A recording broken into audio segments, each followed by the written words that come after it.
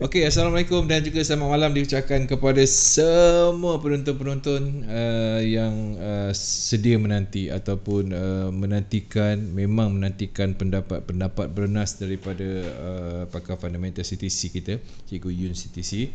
Baik, Alhamdulillah, dan saya doakan kepada anda semua di luar sana supaya berada dalam keadaan sihat walafiat jasmani, rohani, fizikal dan juga minda untuk sama-sama kita dapat perkongsian yang banyak memberikan manfaat kepada para trader, khususnya dagangan mata wang asing ini, yang retail lah. Baik, Alhamdulillah, hari ini kita dah masuk ke episod yang ke-155 bicara fundamental bersama dengan Cikgu Yun CTC 18 11 20 20. Baik, sebelum kita melangkah lebih jauh, seperti biasa, suka untuk saya mengingatkan kepada semua anda di luar sana supaya teruslah mengamalkan norma-norma kehidupan. SOP kita ikut, mana yang sedang PKPB ikut, PKPP pun ikutlah sebaik-baiknya, ya. Dan juga tak perlulah kita nak ada kes-kes lari yang dekat BBST yang lari tak nak balik rumah, lepas tu yang terbaru di Sabah dan nak masuk wad, lari pula lagi menyusahkan orang lain. So teruskan kita jaga diri kita, jaga keluarga kita dan orang sekeliling kita. Pastikan kita dapat putuskan rantaian COVID-19 ni, dan kita nak dapat macam bukan sepenuhnya pun dah budak boleh bersekolah, bekerja boleh bekerja, dan sekarang ni sangat tertekan rakyat ni. Ya Allah, sampai ada keluar idea-idea yang luar daripada kotak, bukan luar daripada kotak lagi, dah lah luar daripada kotak. Sampai nak suruh cetak lagi, Allahu Akbar. Saya pun tak faham. Baik, tuan-tuan, kita lupakan benda tu. Yang penting kita jaga diri kita, supaya kita terus dapat kawal. Baik, Alhamdulillah, satu lagi segmen yang anda nanti-nantikan selepas Isnin, Selasa dan hari ini giliran Cikgu Yun CTC. Segmen yang dikuasakan oleh XM Malaysia. Kenapa dia menjadi salah satu broker yang terbaik dan lebih daripada 2.5 juta klien yang bersama dengan XM Malaysia? Pastinya yang terbaik. Dan segmen ini juga dikuasakan oleh XM. Dan sebelum kita bermula, sekiranya ada apa-apa masalah dengan audio ataupun visual, beritahu dekat ruangan komen. Senang nanti Boboy kita nak menguruskan segalanya. Baik, sebelum tu saya nak menyapa rakan-rakan yang berada di ruangan komen. One Effect Wawal sudah memberikan salam. DJ Pasu, Mas Tayun minta bicara fundamental ulas gold, insyaAllah. Ya, terima kasih kepada One Effect. Kemudian kita ada Zaf Ismail. Assalamualaikum Cikgu Yun, Pok Su dan juga Boboy. Selalu dapat tengok selepas live. Hari ni dapat tengok live. Alhamdulillah, Zaf. Kesatria Faris, salam Cikgu, salam Pak Su, Cikgu Yun dan juga Boboy. Alhamdulillah dah sebulan tak miss setiap minggu radio terbaik trader. Keep it up, don't give up. Okey, Afif Rohizan, salam Pak Su dan juga Cikgu Yun. Terima kasih. Kemudian Pak Takir, salam PKPB Pak Su dan juga Cikgu Yun. Salam PKPB Okey, salam Cikgu Yun, DJ Pasu dan Boboy. Mohon pencerahan. Mohon berkenaan cash rate Australia. Boleh. Mengapa PAUD menguat sedangkan cash rate dia semakin rendah? Nanti kita boleh tengok data. Cun lah. Saya suka soalan ni. Saya suka. Ipoh mantap visual dan audio. Alhamdulillah. Pak Takir, audio, video okey. Cun. Sekiranya ada apa masalah, boleh. Baik, tanpa membuang masa, kita terus bersama dengan Cikgu. Wah, kau merehat lagi Cikgu tu. Tangan atas ni tu, Pak. Oh, letih. Saya nak rehatkan otak sekejap. Okey, boleh. Hari ni banyak berfikir. Tak apa, itu. Kalau kepala saya ni, kalau saya boleh cabut, cuci dalam mesin basuh, lepas tu dry clean, lepas tu saya simpan balik, rasa segar kot. Tak boleh nak buat macam tu. Itu terlampau kuat sangat bekerja tu. Okey Cikgu, sikit Cikgu. Ada yang bertanyakan tentang ke mana arahnya selepas Trump kalah sampai ke 20 Januari nanti. Apakah dia akan terus melemah sampai ke tarikh itu? Dan satu lagi pertanyaan, adakah Trump masih mempunyai kuasa untuk melakukan apa-apa di Amerika? Contoh, serangan kepada Iran yang dia plan. Silakan. Sebelum kita bermula lah, sikit lah saya minta. Baik, terima kasih. Bismillahirrahmanirrahim. Lebih kurangnya beginilah. Memang betul dia masih ada authority sehingga 20 Januari, iaitu belum ada apa-apa akad sumpah kan. Akad sumpah hanya akan dilaksanakan pada 20 Januari, itu benar. Dan dia masih presiden yang sah. Kedua, dia juga masih punya pilihan jika dia nak teruskan Supreme Court Order seperti mana yang dah dia buat beberapa ketika.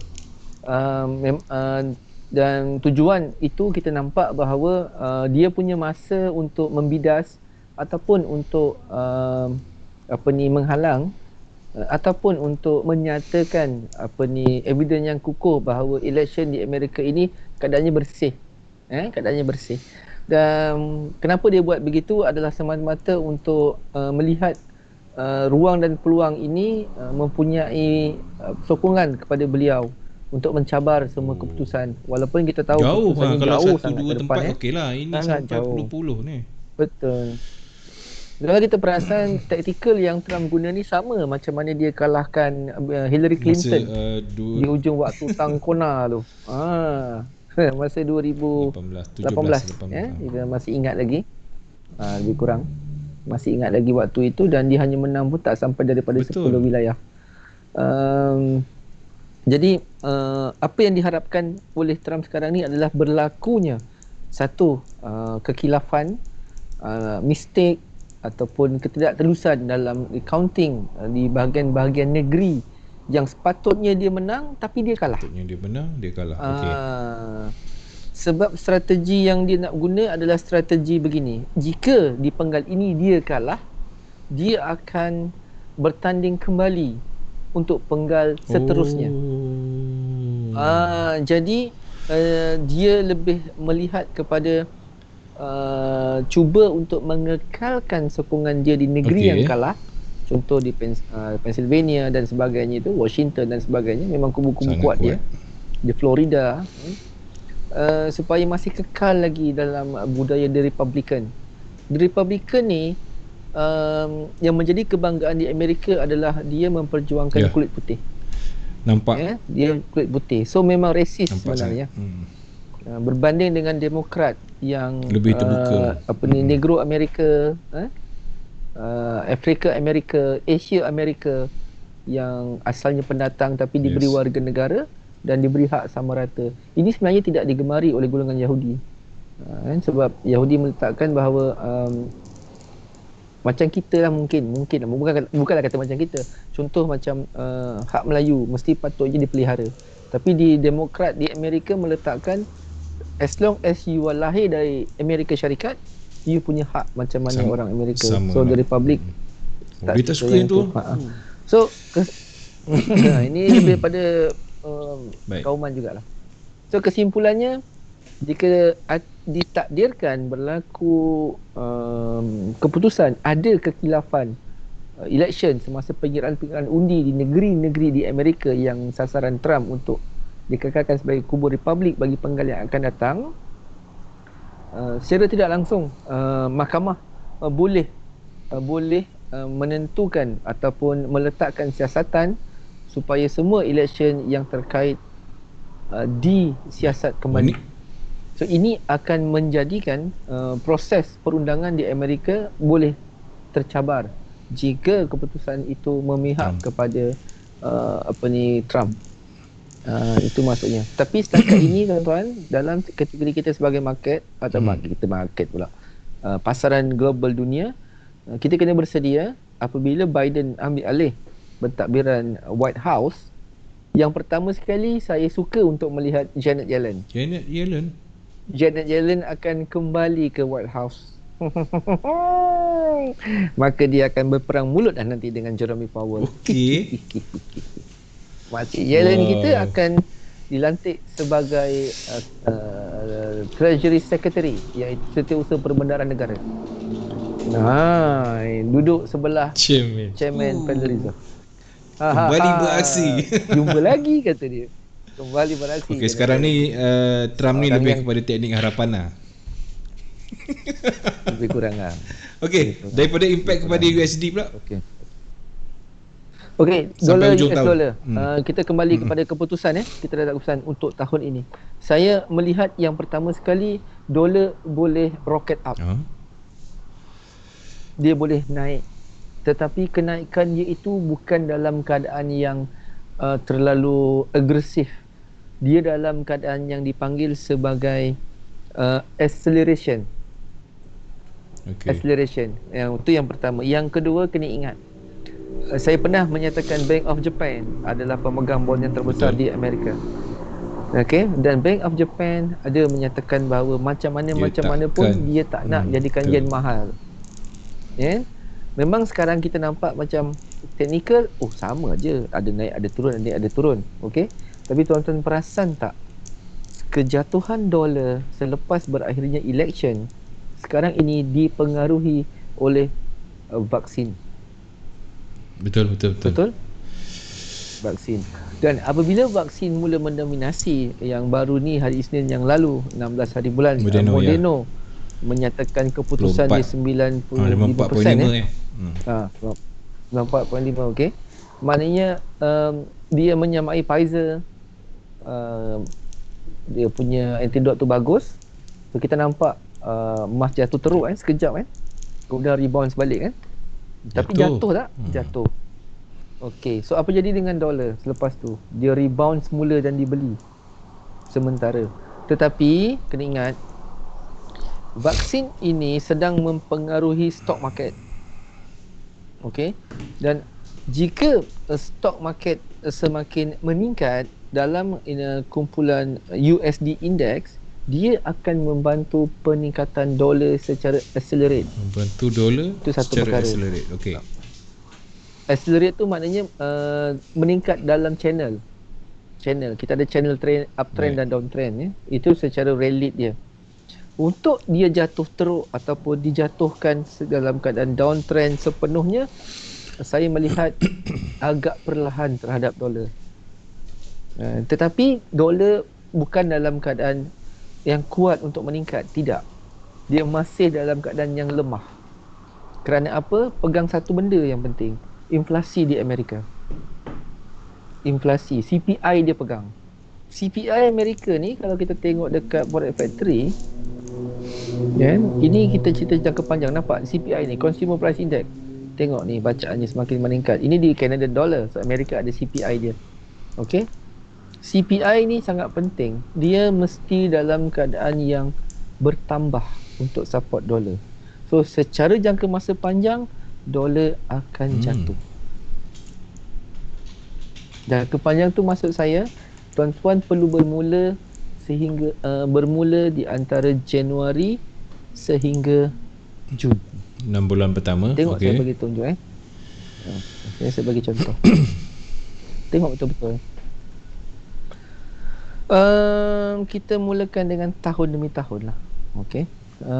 Ini just lebih kepada pengiraan secara overview. Secara overview Secara overview tu maknanya secara purata lah. Kita tengok monthly kepada monthly. Ni bulan 11, bulan 10, bulan 9, 8, 7, 6, 5, 4, 3, 2, 1 Januari. Ini bulan 12, bulan 9, bulan 8, bulan 7, bulan 6, bulan 5, bulan 4, bulan 3, bulan 2, bulan 1. Naik, turun. Tengok bulan 1 dia naik, turun. Tengok bulan 1 dia naik, naik, yang penting dia naik. Bulan 1 dia jatuh. Dan tengok bulan 1 dan tengah bulan dia naik. So purata pergerakan dolar untuk permulaan tahun, dia dalam keadaan yang dapat demand. Betul tak saya cakap dapat demand? Okay. Tetapi keseluruhan gambarannya dia jatuh. Okey. So oleh yang demikian, kesan Biden bila dia ambil alih White House, yang paling jelas yang perlu kita lihat adalah stimulus. Pernah ingat perkataan monetary stimulus? Okey. Yang saya nyatakan sebelum ini, apa maksud monetary stimulus? Iaitu suntikan keuangan, rangsangan keuangan untuk pandemik di Amerika kepada beberapa trilion sebelum itu, yang itu memberi rangsangan kepada dolar untuk lebih rendah. Sebab apa? Bila stimulus dilancarkan, ini bermakna Amerika dia print duit. Okey. Barangnya dia cetak duit. Okay.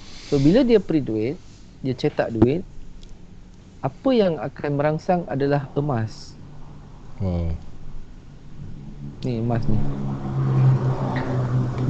Dia akan semakin meningkat. Okey, kita tahu bacaan dia yang tertinggi masa tu adalah 2075. Ya. Yeah.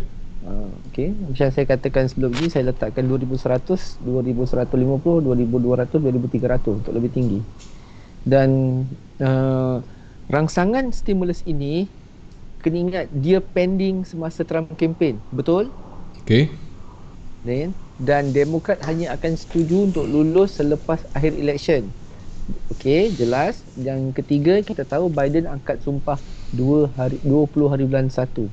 So, apa yang kita harap by Januari nanti, Abang Biden ni, dia buka semula plan monetary stimulus Amerika. Kalau dia buka semula yang itu untuk dilaksanakan seperti mana perancangan semasa kempen, maka emas akan skyrocket. Ni, kejut yang atas ni. Lagi atas ni. Kenapa emas tak nak jatuh terus? Sebab dia menunggu rangsangan stimulus. Tunggulah. Dan dia jatuh sekarang ini pun kerana vaksin. Yalah. Vaksin, kenapa dia tak terus menjatuhkan emas? Sepatutnya emas jatuh lagi bawah. Semua orang melihat emas untuk jatuh lebih rendah sehingga kepada paras 1718. Ini berapa ni? Ini 1845, ini 1805, ini 1750. Semua ada menyatakan trending emas untuk lebih rendah. Saya tak salahkan teknikal baca, itulah bacaan teknikal. Okey, nampak satu figure yang cukup besar kan, dia jatuh pada 9 hari bulan, tetapi 16 dia meroket balik semula. Sebab apa? Sebab berita Moderna kan? Vaksin. Vaksin tu positif, memberi kesan 94.5%. Tu yang sebab dia naik balik. Dan kena ingat, vaksin ini dia belum memberi keputusan yang jelas terhadap penggunanya. Belum. Contoh, ada pesakit yang dah kena COVID, dah pakai guna vaksin tu dan dia sembuh. Belum. Apa yang dia keluarkan adalah kesan daripada uji kaji di makmal, betul dia memberi rangsangan untuk sembuh. Itu uji kaji di makmal, tetapi di tangan pesakit belum guna. Kita belum nampak dia punya efek yang sebenarnya. Dan apa yang dikeluarkan oleh Moderna adalah macam mana cara penjagaan vaksin ni, berapa lama jangka hayat dia. Okey, dia boleh bertahan di luar suhu peti ais standard pada bacaan darjah berapa lama. Itu dia bagi tahu spesifik. Tapi Pfizer tak bagi tahu macam tu. Pfizer cuma bagi tahu pada 9 hari bulan vaksin ini 90% memberi kesan yang baik. Itu saja, betul kan? Dan Pfizer bagi tahu bahawa negara yang akan mula-mula terima adalah Amerika.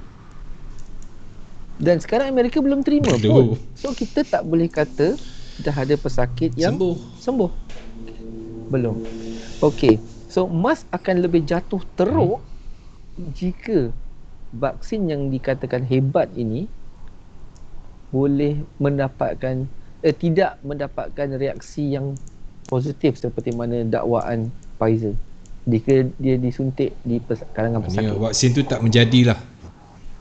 Tak menjadi. Jadi kalau tak menjadi, memang emas akan jatuh teruk. 1716 boleh lagi bawah. Wow. Tapi jika benar seperti mana jangkaan mereka, maka 2075 ni dia akan kejar semula. Dia akan lebih tinggi lagi ni. Dia akan patahkan nilai ni. Okey, Fitri so Hakim, ni soalan anda. Okey, dengar ni memang dah masuk dah relate dah Fitri. Teruskan cikgu. Betul. Okey, so kita tengok USD index kejap. Ini indeks American dollar yang kita tengok tadi. Indeks meletakkan bahawa benar indeks dalam keadaan yang downtrend. Ini sangat jelas. Dolar memang dalam keadaan yang rendah. Teknikal akan katakan jelas ini rendah. Siapa beli orang gila katanya. Buang duit cakap. Betul, saya tak nafikan, memang dia sedang rendah. Okey. So, oleh kerana indeks yang sedang rendah ini disebabkan apa? Disebabkan ini. Ni. Betul. Okey. SP500 ni. Stok saham ni kan sedang naik. Kita tahu dia kan Terbalik lah. terbalik. Okey. Saya dah kupas macam mana cara baca apa kaunter yang terkesan bila kita pegang satu kaunter apa yang akan kita bagai dorongan panduan setidak-tidaknya, atau memang sebagus-bagusnya memang jadi panduan betul. Tinggal lagi harga teknikal masing-masing. Tengok SP500 kita yang paling mudah sedang meningkat ni. Tak ada handbrake ni. Tak ada handbrake. Ingat, ini bulan 11 tuan-tuan. Bulan depan bulan 12 lepas tu kita habis tahun. Common sense-nya setiap dividen syarikat dia akan beri satu bentuk pulang yang besar terhadap pelabur-pelabur. So ini juga menanti untuk lebih tinggi.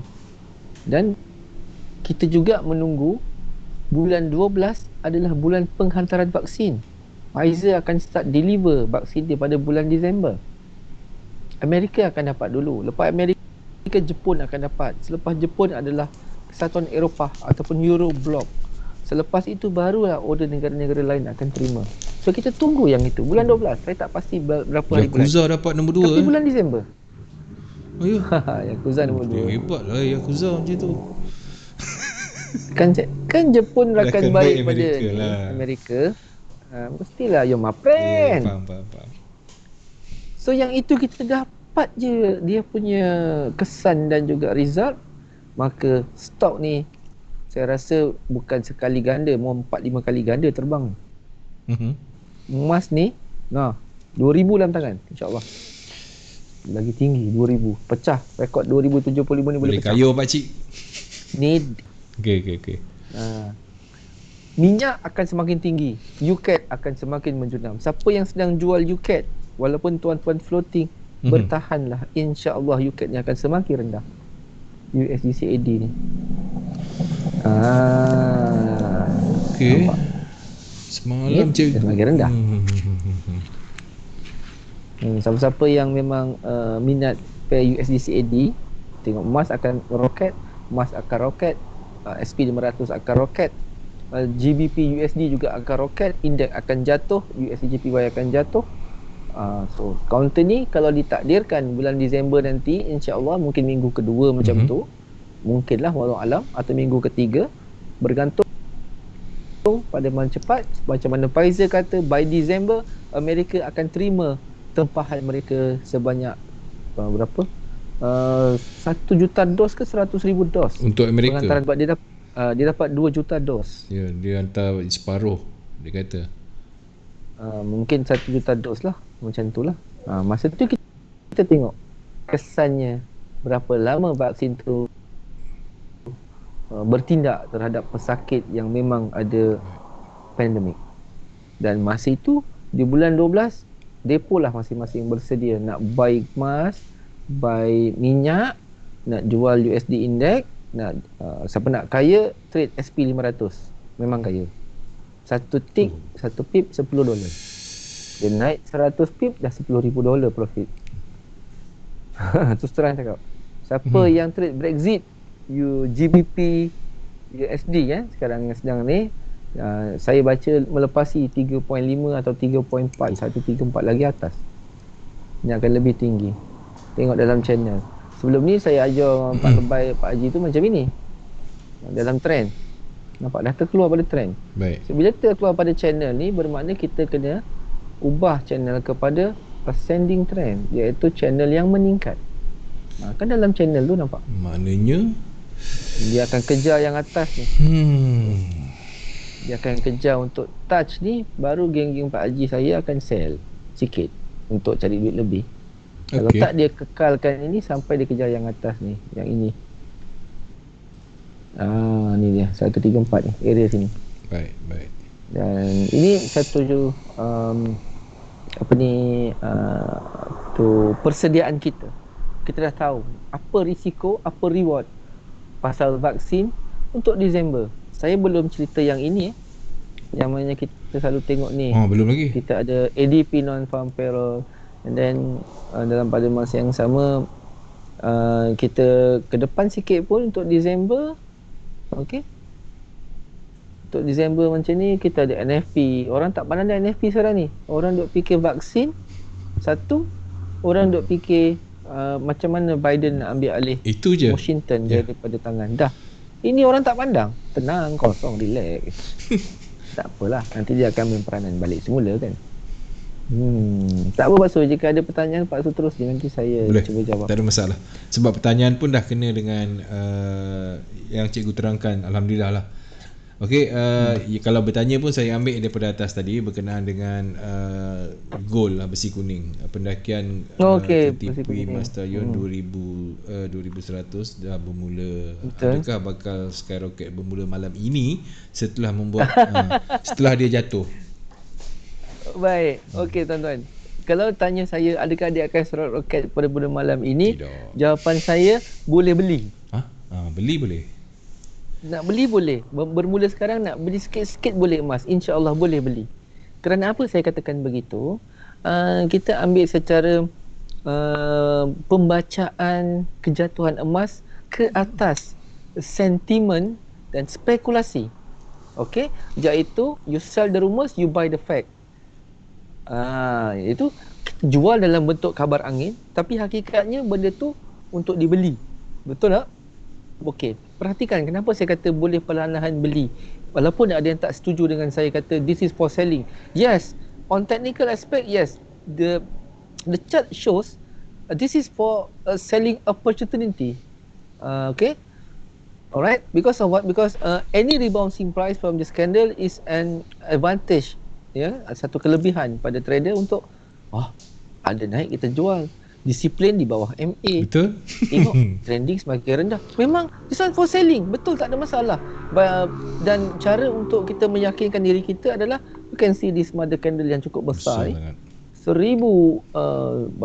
banyak ratus pip Okeylah, lebih kurang 1200 1300 pip cincai. Sangat besar dan tak ada satu yang boleh patahkan dia ni. Zone ni alamak, ni boleh katakan terbanglah burung terbang. Terbanglah tinggi-tinggi. Pernah dengar lagu macam tu? Pernah. Filem Anak bapak punya lagu. Anak bapak. Terbanglah burung terbang. Okey, teruskan cikgu.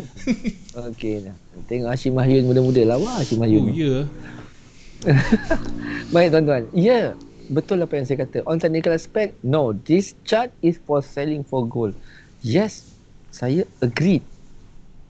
Tapi kenapa saya kata you boleh beli sedikit demi sedikit? Disiplin membeli sedikit demi sedikit dalam keadaan chart. Pertama sekali, tuan-tuan kena lihat jarak dekat sahaja. Baik. Jangan jarak jauh. Boleh buy. This one is for selling. This one for buying. Okay? Jelas. This one is for buying. Ini namanya satu bentuk yang dipanggil sebagai ini dah kira bullish candlestick. Ni kan a bullish engulfing. Salah ke saya cakap? Tak. Betul lah tu. Jelas disiplinnya sempurna. Siapa kata sell? Jarak dekat. Lagi apa yang tuan-tuan nak sell, nak buy? Tengok. Panjang ni naik. Okey? Jarak dekat. 15 minit, scalping boleh nampak sangat selesa. Alright. Tetapi on the bigger picture, memang kita boleh argue ni adalah semakin rendah. Okey, dan kita tahu harga sekarang adalah 1876. Alright. Okey. So jika nak menyimpan macam pertanyaan rakan kita tadi, dah boleh beli malam ni ke sampai bila? Pada saya boleh dengan cara yang berhemah, perlahan-lahan, bertahan perlahan, jarak dekat sikit. You kena ada money management yang baik. Sebab kita nak menyampaikan ni Disember tau. Betul. Kita nak sampaikan Disember. Vaksin dihantar ke Amerika untuk 1 juta dos ke atau 100,000 dos tadi, dan mereka akan guna untuk terus kepada pesakit. Jika Pfizer punya dos itu memang cemerlang resultnya, mujarab, maka emas adalah antara yang sangat kuat dia punya kenaikan. Tuan-tuan, untuk emas jatuh sekarang ini, tuan-tuan lihat. Ni kejatuhannya perlahan, nampak? Dia perlahan jatuh dia. Memanglah kalau orang kata apa punya mengajar dan betul-betul dia jatuh suruh orang buy. Memang orang tu MC. Saya kata you nak sell pun you profit, you nak buy pun you profit. Sebab apa? Sebab saya kata jarak dekat. Kenapa saya cakap macam tu jarak dekat? Okey, tengok Tengok betul-betul.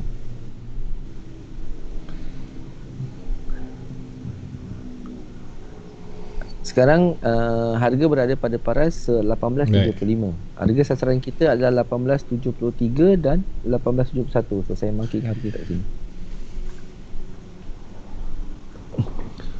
18.73. Okey, satu. Oh, atas sikit. Sorry. 18.73.71. Kemudian bacaan 50, 18.71 dan yang terakhir sekali adalah ni. Ini semua adalah harga untuk saya rebound buy limit. Saya akan buy limit di sini, saya akan buy limit di sini, saya akan buy limit di sini. So kita biarkan harga ni bergerak dan di mana stop loss saya? Dia tentu yang bawah ni, yang last kali ni. Lebih kurang berapa kat sini? 64, 64. Okey. So itu sebab saya kata kepenggunaan pengurusan keuangan dalam trade ini, dia bukan pengurusan keuangan yang maksimum. Dia lebih kepada perlahan-perlahan dan sesedap rasa. InsyaAllah dia akan semakin naik. Untuk malam ni dia akan lagi naik. So jika saya buy pada 3 harga yang sekarang berlaku, atau sekarang saya nak buy, saya kena berani untuk bertahan pengurusan keuangan saya, maka TP saya adalah pada yang ini.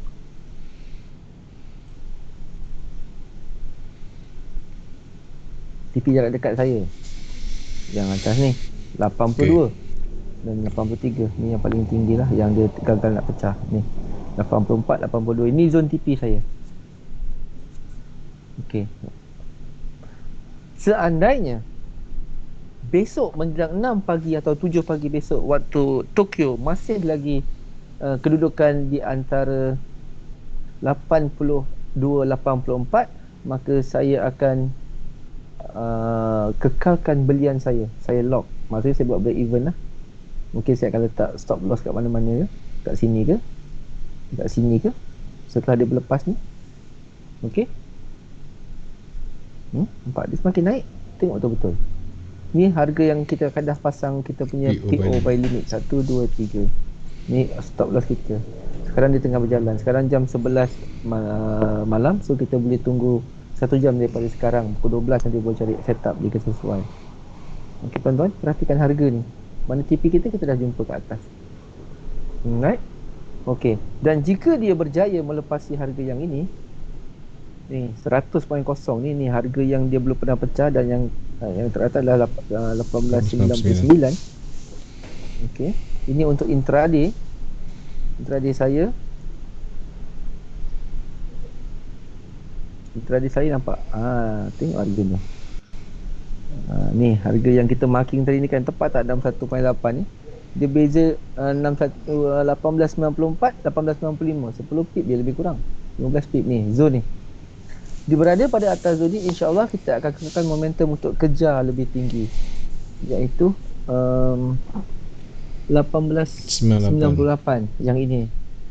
Ini memang zone yang kita tunggu sebagai resistance become support area untuk emas lebih naik menjelang Disember nanti atau lebih awal, atau kita lihat situasi market semasa untuk kita unjurkan bahawa dia mampu untuk sampai ke paras 2013, 2075, 2011 dan lebih tinggi.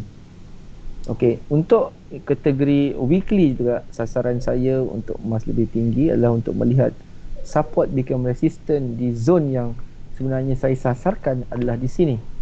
Ni zone ini 1895 ni, ni zone ni. Zone 50-60 ni, inilah zone untuk saya bertahan bagi mematahkan bearish engulfing yang besar ni. Untuk stage by stage, dia untuk pergi kepada satu demand ke satu demand, emas memerlukan sokongan daripada pelabur. Sebab pelabur sekarang beralih kepada SP500 ni, nampak. Bila emas, bila SP500 semakin meningkat, dia akan support, bantu emas untuk semakin tinggi. Betul Pak Su kan? Tengok indeks dia akan semakin rendah. Tengok UCAD dia akan semakin rendah. Dia rendah. Tengok minyak dia semakin naik. Dia bertahan. Kenapa minyak tak nak jatuh? Sebab yang ini tuan-tuan. Tengok betul-betul. Ni OPEC meeting ni. Malam semalam kita tak buka benda ni, tapi tak apa. OPEC meeting. OPEC meeting ni adalah OPEC Plus. Ini adalah OPEC yang melibatkan Rusia, Mexico, Canada ada, selain daripada Arab Saudi sebagai dia punya chairman, ya, untuk mereka memberi signal kepada apa? Kepada ini. Signal kepada minyak ni. Adakah harga minyak sekarang berpatutan ataupun perlu untuk dipotong pengeluarannya, dikurangkan atau ditambah pengeluaran? Adakah demand minyak dunia sekarang meningkat? Itu mereka bincang yang itu. Setakat ini tidak, mereka masih kekal dengan pengeluaran seperti mana persetujuan sebelum ni. Ini memberi rangsangan bahawa kedudukan minyak dunia sekarang ini belum dalam keadaan yang oversupply, belum. Okay. Dia dalam keadaan yang masih ada permintaan dengan harga $41 hingga kepada paras $45. $45 mana ni? Maafkan saya, yang atas ni $43 ni, zon yang cuba untuk dipecahkan ni, harga yang reasonable untuk dia semakin naik. So UCAD, siapa trade USD CAD macam ni, dia akan semakin rendah. Baik. Kenaikan UCAD, jatuhan UCAD, cakap terang-terang, semata-mata untuk beberapa ketika ini bermula daripada dia jatuh dipengaruhi oleh pandemik, dan pandemik mempengaruhi minyak. Sebab minyak perlukan supply and demand. Jika seluruh dunia industri tidak Beli minyak, melanggan minyak, beli minyak, mana mungkin minyak akan naik harga, betul? Jika semua negara kena lockdown, macam mana kilang nak operasi, betul? So minyak tak laku lah. So bila minyak tak laku, UCAD akan terbang tinggi. Ni akan naik lagi sampai atas ni. Mau sampai sini dan seterusnya. Tapi sekarang ini dunia dalam recession, dalam proses untuk mengembalikan kerancakan ekonomi menggunakan segala bentuk mekanisme yang mereka mampu. Sebab kalau ekonomi tak diperbetulkan atau tidak dirawat, kita akan mengalami kemiskinan nanti. Itu yang takut tu. Itu yang saya pun risau sangat-sangat. Alright, selesai bab yang tu, so boleh nampak pilihan saya. So saya mudah-mudahan saya menjawab soalan tadi tentang emas kita boleh beli ke tidak, apa ke tidak. Jawapan saya, boleh. Jarak dekat saya boleh beli. Memang saya beli. Memang saya beli kalau saya beli. Saya beli. Ni saya harga kita marking kan tadi. Kalau kita beli by limit, memang kita boleh beli. Tak ada masalah. Settle dekat ni. Kemudian ada satu lagi, Zul Alif salam Cikgu Yun, mohon pencerahan berkenaan dengan cash rate AUD. Mengapa pair AUD menguat sedangkan cash rate semakin rendah? Dan soalan kedua saya, kalau China sandaran kekuatan pada employment AUD, jika NZD pula pair apa rujukannya?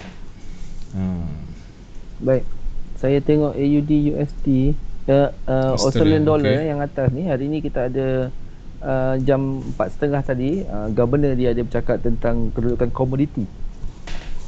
Okey, kenaikan AUD, kita pindah counter sekejap. Daripada UCAD ni kita ambil counter AUD USD.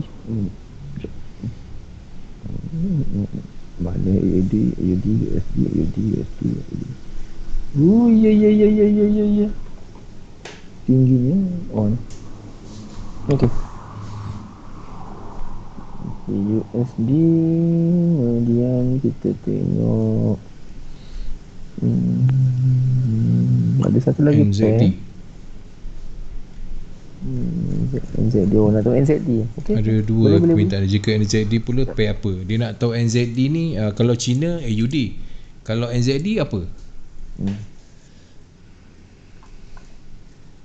Sabar. Duh. Okey. Ini AUD, ini NZD. Siapa yang tanya? Zul Alif. Okey, Zul Alif. Dia begini, Zul Alif. NZD dengan AUD dipanggil sebagai commodities, pair commodities. pair commodities ni kita maklum adalah suatu bentuk perniagaan perdagangan yang berbentuk pertanian. Ya, agriculture. Dan cakap pertanian lah kalau kita kata pertanian. Baik. Dia ke sinonimnya dia akan bergerak hampir sama. Okey. Pair commodities ni. Okey. Pair commodities terangsang dengan kejatuhan dolar Amerika. Terangsang dengan Faham kan ya? Pair commodities seperti AUD USD, NZD USD puratanya sama. Ya, okey. Tengok kat sini kan hampir sama ni, nampak?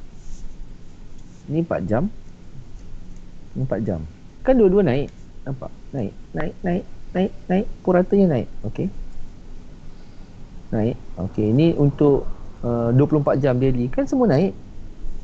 Commodity pair ni dia puratanya sama. Pergerakannya hampir sama. 70% hampir sama. AUD USD kalau jatuh, NZD USD pun ikut jatuh.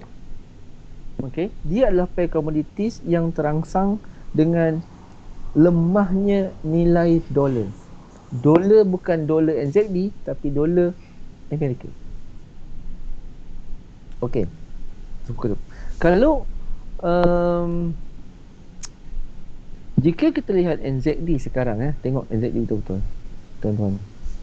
Ini adalah uptrend yang kuat.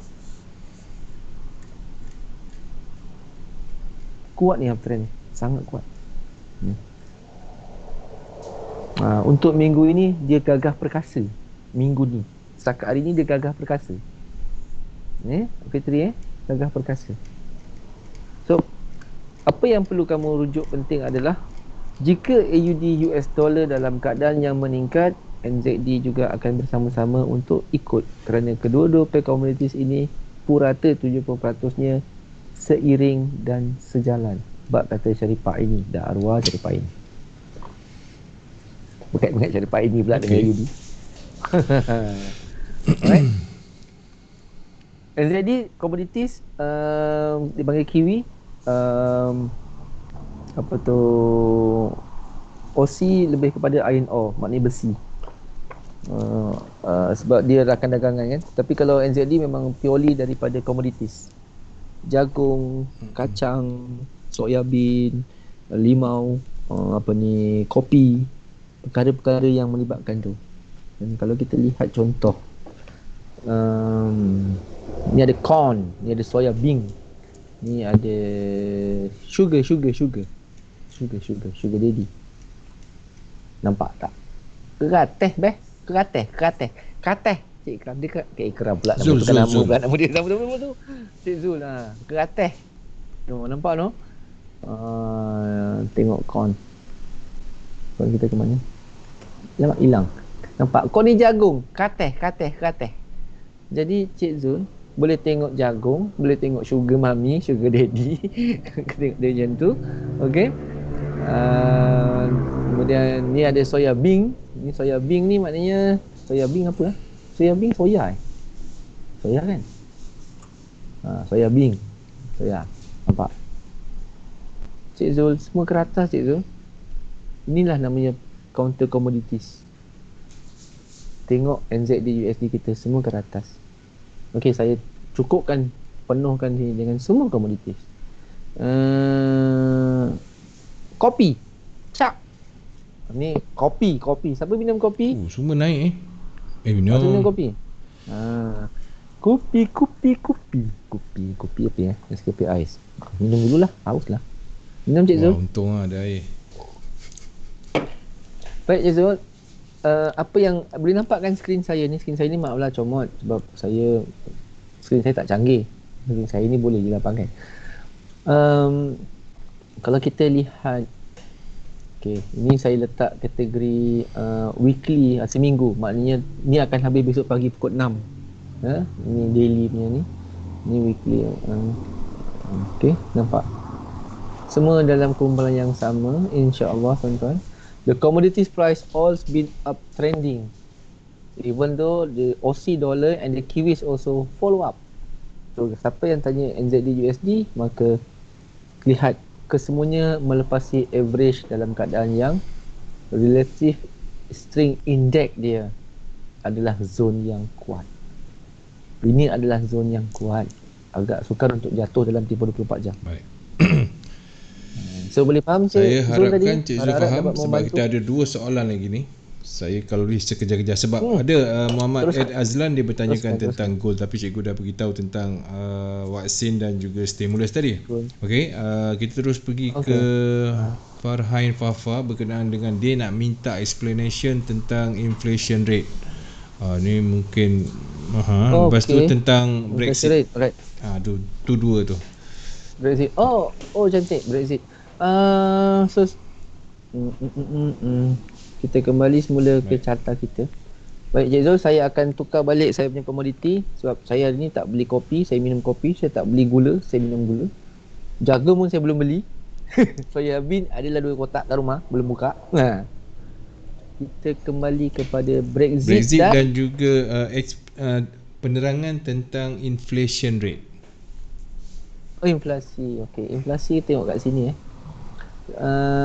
saya mulakan Brexit dulu. Nanti saya buka inflasi. Sebab inflasi saya kena buka jadual. Baik, sekejap. Baik, Brexit. Siapa trade GBP US dollar? Dia dalam keadaan yang time bomb untuk sama ada terbang lebih tinggi atau dia jatuh seketika. Apa yang perlu dijaga dalam Brexit adalah siapa namanya?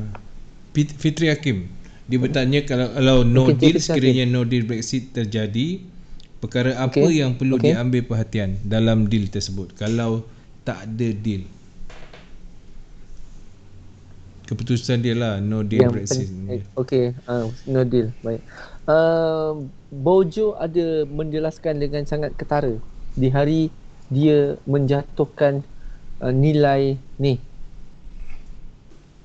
yang sebatang ni. Saya masih ingat lagi dia jatuhkan nilai ni bulan lalu. Bila dia berkatakan macam mana sekalipun UK tetap akan Brexit pada 2 hari bulan 1. No more delaying. 1.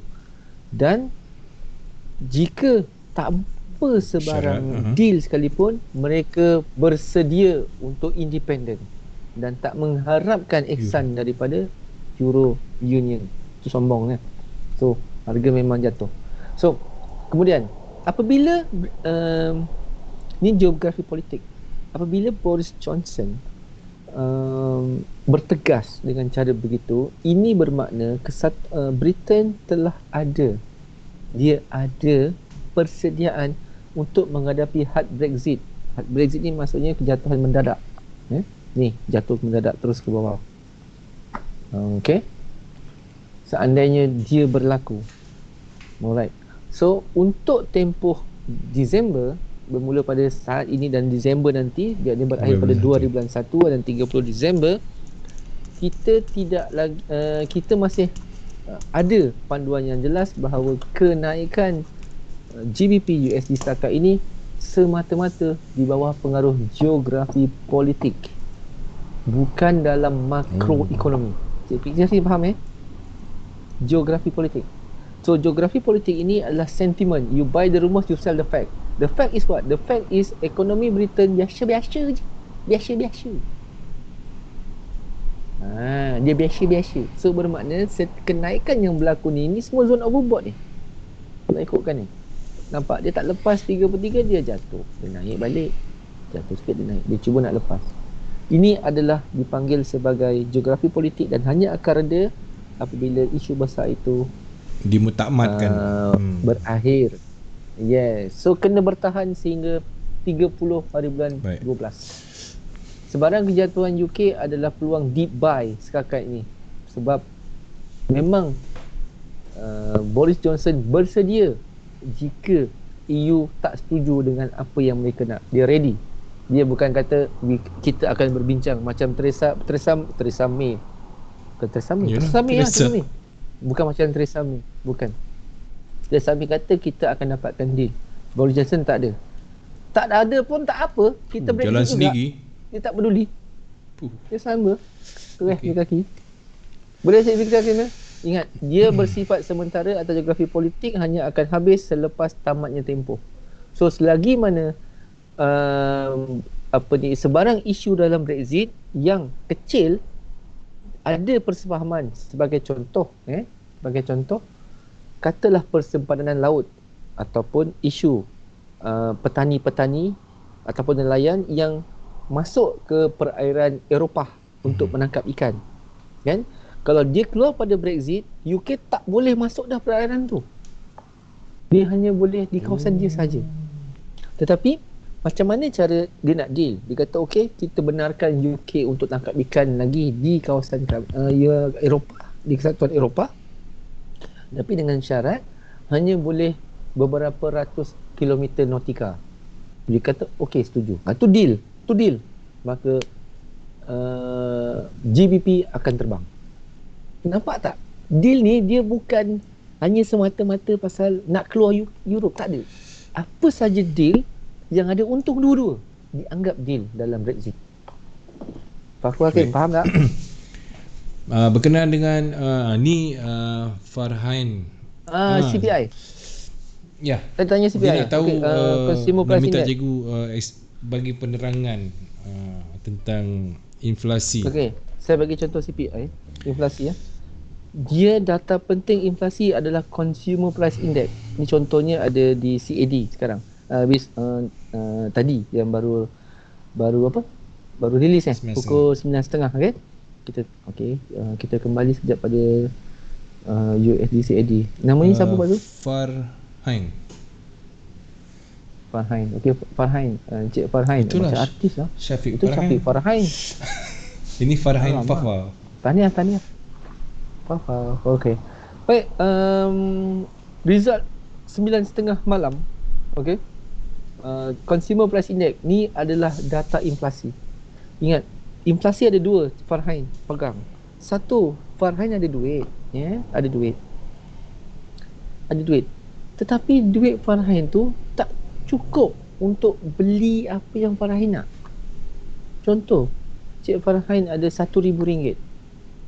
Tapi dengan RM1,000 tu Cik Farhan PS5. nak beli katalah PS5. Contoh. Apa? PlayStation 5. Berapa harganya? PS5 berapa tu? RM2,500. Memanglah Okay, so, tak boleh beli kan, negatif. RM2,500. Minta maaf nak cakap Jadi mampu nengok aje. Itu inflasi. Ada wang tapi tak cukup untuk memiliki keperluan. Itu satu. Kedua, Cik Farhan ada RM1,000 balik. RM1 balik. Nak beli PS5 tadi. Tapi PS5 tu tak ada stok. Pergi KL tak jual, pergi JB tak jual, Kota Baru tak jual, Kota Kinabalu tak ada stok, tak jual. Itu pun inflasi. Ada duit, barang tak ada. Apa yang sebenarnya dipanggil inflasi yang membantu negara untuk ekonomi yang bertambah dan mempengaruhi kaunter-kaunter yang kita nak. Contoh, dia adalah duit Cik Farhan RM1,000 boleh beli barang yang setara dengan imbangannya. Itu yang kita nak. Supply dan demand kena seimbang. Alright? Okay. Tengok di sini tuan-tuan. CPI CAD 0.4%. Meningkat tak? Dia kena meningkat. Bacaan CPI mesti meningkat, Cik Farhan. Tak boleh rendah 0.1, 0.0. Tak boleh. Kalau dia 0.0, 0.3 ke 0.2, UCAD akan skyrocket. Tapi sekarang dia sedang jatuh. Sebab apa? UCAD positif. Betul tak? Positif kan UCAD? CAD UCAD kan? So USD kena jual lah. Jatuhlah dia. Okay? Tengok waktu buka berapa?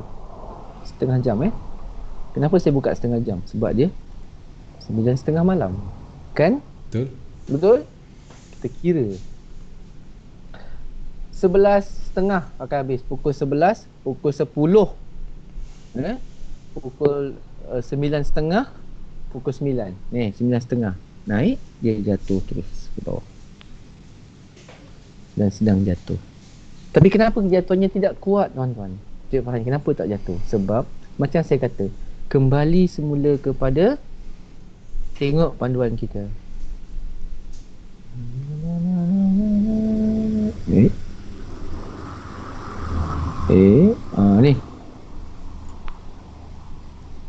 Sebab pengaruh minyak sedang ada peningkatan. Minyak belum jatuh dalam keadaan yang kuat. Minyak kalau naik, CAD akan jatuh. CAD akan jatuh. Nampak? Sekarang pukul 11.30. 11. Ni pukul 10. Ni pukul 9. Dia push. Ni pukul 11.30. Besar sikit. Ini yang sebatang ni pukul 11.30 sekarang. Kurang 5 minit. Ini pukul 11. Okey. Ini pukul 10.30. Ini pukul 10. Ini pukul 9.30. Dia jatuh. Kemudian dia start naik balik. Dan di USD CAD kita, mana tadi? Yang ni pukul 9.30, berada di 11.30, 11, 10, setengah, 10, 9.30. Dia naik dan dia dalam keadaan jatuh. Dia naik kerana minyak dalam keadaan yang bersongsang ataupun berlawanan dengan kedudukan demand dan supply. Tetapi Consumer Price Index adalah data yang paling penting dalam inflasi. Dah faham maksud inflasi yang Farhan yang saya terangkan tadi? Ada RM1,000, boleh beli tak boleh beli. Ada RM1,000, barang ada duit tak ada. Dan itulah kesannya. Kita nak bacaan yang meningkat. Macam ni. So insya-Allah USD CAD ni akan semakin rendah lagi. Dia akan lower lagi. Siapa sell USD CAD boleh tahan lah. Sell. Dia akan kejar balik 3055 atau mungkin lagi rendah. Wallah alam bisawab. Baik. Boleh faham ya Farhan? InsyaAllah lah Farhan faham. Sebab dia pun tanya berkenaan dengan inflation rate. Okay. Itu rasanya cikgu dah terangkan dengan baik sangat. Okay. Adakah bulan depan gold akan menjunam dahulu tanpa news vaksin sementara menunggu plan stimulus lulus? Boleh ke cikgu? Bulan depan akan menjunam dahulu sebelum dia meroket. Dia sama macam ni lah soalan dia. Lepas tu bila nak alamak. Tanya je Pak. Lepas tu bila nak mati? Tak ada soal, tak ada jawapan tu. Kalau boleh nak hidup lama sikit lah. Itulah dia. Saya pun tak tahu. Saya pun tak tahu masa depan jadi apa. Kalau ikutkan logik akalnya. Macam itulah. Buat saya yang bertanya sebab tu tak salah. Dia salah. kata tanpa news saya vaksin. Kalau tanpa news. Okey. Jangan marah tuan-tuan. Saya kembali kepada carta semula tadi. Okey, ni kita anggap tiada sebarang bentuk sokongan vaksin Kita anggap market itu bergerak secara common lah, sense ikut data berkala. Itu secara normal dia. Okey, mana pula kita punya goal tadi? Dia hilang dah. Tadi ada kat situ je. Ya. Tadi ada dah, Pak Zul, dah hilang balik lah. Saya spek saya kat bawah, saya tak bawa. Kat atas, mata saya tentong-tentong sikit. Saya tolong tengokkan mana tadi. Show all ada. Okey. Nah ni dia. Okey, dah dapat dah. Pada yang bertanya siapa? Muhammad Ed Azlan. Ed. Baik. Ed Azlan. Masa terbang ni kan tak sampai kita punya by limit, dah terbang balik. Tak apalah. Okey. Alright. Tanpa kesan daripada vaksin, maknanya kita bergerak secara normal market normal market. Untuk bulan hadapan bermakna saya akan lihat situasi. Okey, tanpa bulan hadapan tekanan emas adalah ke bawah. Baik. Ke bawah. Sell, untuk sell. Bawah sini mungkin 1790 kita mungkin ke bawah, ke bawah lagi daripada harga sekarang. Tanpa sebarang vaksin, emas adalah untuk dijual. Baik. Bukan untuk dibeli. Ini semuanya berkenaan dengan vaksin lah ni. sangat-sangat memberikan impact kepada dagangan mata wang asing. Bagus. Okey, Masih naik tak? Bagus. Masih naik bagus. okey, baik. Terima kasih kepada semua yang telah pun memberikan perhatian kepada anda, yang telah mengajukan soalan, diminta faham. Mana yang terlepas, anda boleh tengok ulangan dekat channel YouTube kami ctc.fm. Sama ada segmen yang ni sebelum ni, dan bila dah masuk ke channel YouTube kami, subscribe. Kalau boleh kita share benda yang baik untuk rakan-rakan kita yang lain. Terima kasih cikgu atas perkongsian yang sangat menarik ni. Okey, kepada anda semua ribuan terima kasih. Esok kita ada borak bersama dengan Belento seperti biasa pada jam 10 malam. Dengan itu saya tinggalkan anda dengan Assalamualaikum. Saya mendoakan semoga anda mendapat rezeki yang murah, trade yang akan terus profit, insya-Allah. Jumpa lagi. Bye bye.